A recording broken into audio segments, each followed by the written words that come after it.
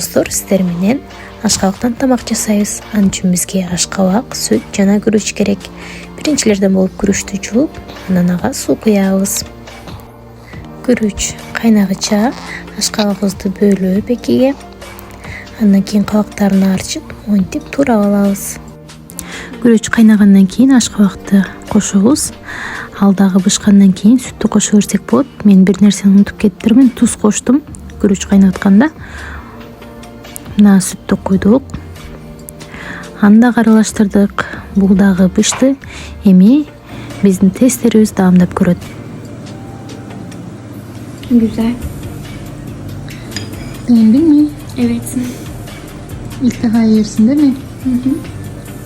Normalde kabak sevmem ama gerçekten güzel olmuş. Afiyet olsun. Kameraya bakmayacağım.